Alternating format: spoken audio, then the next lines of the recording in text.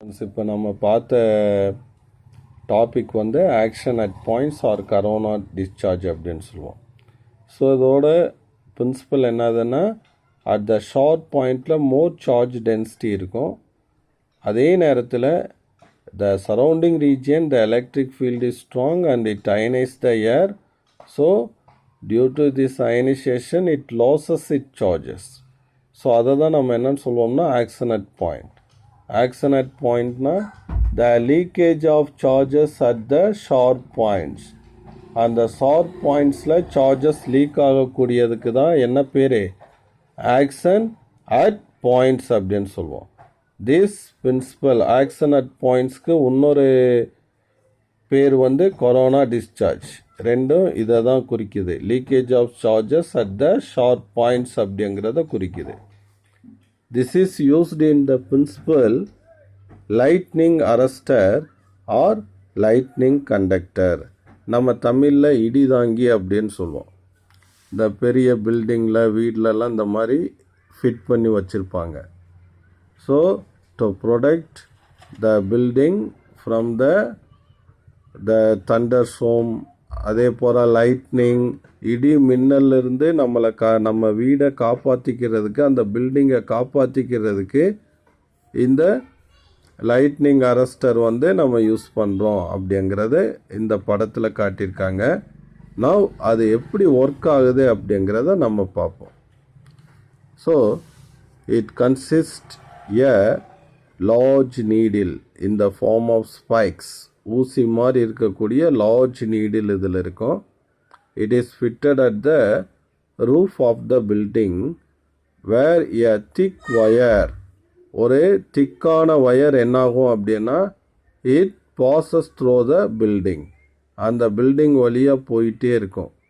And at very deep the wire is fitted with a copper plate. இந்த இடத்துல ஒரு copper பிளேட்டை நம்ம வச்சுருப்போம், which is buried very deep into the ground.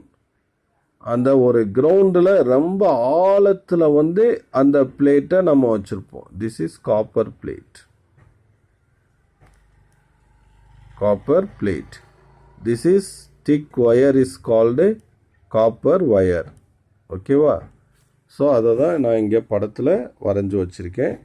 Suppose a negatively charged cloud, ஒரு negative charged cloud நம்ம வீட்டுக்கு மேலே இந்த மாதிரி வருதுன்னு வச்சுக்கலாம். Suppose a negatively charged cloud is passes over the building, the positive charges are induced in it according to electrostatic induction. ஏன்னா அதை பற்றி நான் சொல்லியிருக்கேன். ஒரு நெகட்டிவ்லி சார்ஜ்டு ராடை நம்ம கொண்டு வருவோம்.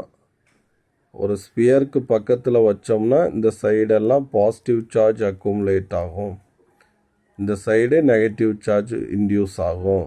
This phenomena is called electrostatic induction. அப்போ when the negatively charged cloud passing over the building, the positive charges are induced on the spikes. That is called a lightning arrestor.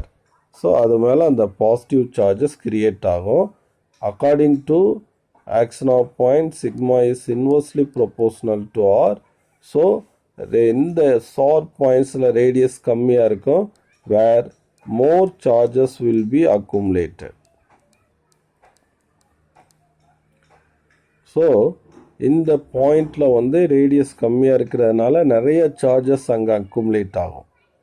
அப்போ where the electric field is strong in this region, அப்போ in this regionல electric field ரொம்ப strong ஆகும். அப்போ where the electric field is very strong, where it ionize the surrounding air, இங்கே இருக்கிற ஏர் எல்லாம் என்ன பண்ண, அயனைஸ் பண்ணோம். அப்போ எல்லாம் இந்த மாதிரி அயனைஸ் ஆகி பாசிட்டிவ் நெகட்டிவ் சார்ஜஸ் அப்படின்னு நிறைய கிரியேட் ஆகிடும். ஓகேவா? ரைட். அப்போ பாசிட்டிவ் சார்ஜ் எல்லாம் என்ன ஆகும், ரிப்பல் ஆகும் and move to the cloud. அப்போ பாசிட்டிவும் நெகட்டிவும் சேர்ந்தால் என்ன ஆயிரும், ப்ளஸ்ஸும் மைனஸும் சேர்ந்தால் நியூட்ரல். அப்போ the charge density of the cloud decreases. அப்போ க்ளவுடில் சார்ஜ் டென்சிட்டி வேல்யூ அப்படியே டிக்ரீஸ் ஆயிரும். அப்போ டிக்ரீஸ் ஆகணுன்னா என்ன ஆகும் அப்படின்னா அந்த ஏர்லேயே அது என்ன ஆயிரும் அப்படின்னா இட் மூவ் அவே. சார்ஜ் வந்து வீக் ஆனோன்னா அது அப்படியே வெளியே போயிடும். அதே நேரத்தில் இந்த நெகட்டிவ் சார்ஜஸ் எல்லாம் என்ன ஆகும் அப்படின்னா the negative charges move towards the needle. அந்த நீடிலை நோக்கி வரும். அந்த நீடில் என்ன இருக்கு? பாசிட்டிவ் சார்ஜ் இருக்கு. அப்போ ரெண்டு என்ன ஆயிரும்னா நியூட்ரலைஸ் ஆயிரும். அப்போ நியூட்ரலைஸ் ஆகி அது நியூட்ரல் ஆகி அப்படியே எது வழியாக வரும் அப்படின்னா it passes through the thick copper wire அப்படியே இட் மூவ் டு த கிரவுண்டில் உள்ள காப்பர் பிளேட்டுக்கு போயிடும் அப்படின்னு சொல்கிறோம்.